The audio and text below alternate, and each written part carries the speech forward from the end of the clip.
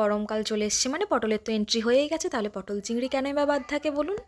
অনুষ্ঠান বাড়িতে কীভাবে পটল চিংড়ি রান্না করা হয় সেটারই একটা ক্লিপ আমি আপনাদের সাথে শেয়ার করছি। একদম প্রথমে আলু, পটল এবং চিংড়ি মাছটাকে ভালো মতন করে ভেজে তুলে রাখতে হবে। অন্যদিকে রেডি করে রাখতে হবে একটা মশলা, যেটার মধ্যে থাকবে চালমগজ, পোস্ত এবং কাজু। আর একটা জায়গাতে রেডি করে রাখতে হবে আদা রসুন বাটা। রান্নাটা বসানোর সময় প্রথমে তেল দিয়ে কড়াতে, তারপর ফোড়নে দিয়েছে শুকনো লঙ্কা, গোটা জিরে এবং তেজপাতা। তারপর তুলে দেওয়া হয়েছে কিছুটা টমেটো। ভালো মতন করে নাড়াচাড়া করে তারপর আদা এবং রসুন বাটাটা দিয়ে একটুখানি কষিয়ে নিয়ে তারপর চালমগজ এবং কাজু বাটা যেটা ছিল ওটাকে তুলে দিতে হবে। এবার ভালো করে কষিয়ে নিয়ে তুলে দিতে হবে আলুগুলো, এবং তার কিছুক্ষণ পরে তুলে দিতে হবে চিংড়ি মাছ, এবং একদম লাস্টের দিকে দিতে হবে পটলটা। পটল যেহেতু একদম খুব নরম জিনিস, তাই জন্য ওটা একদম লাস্টে যাবে।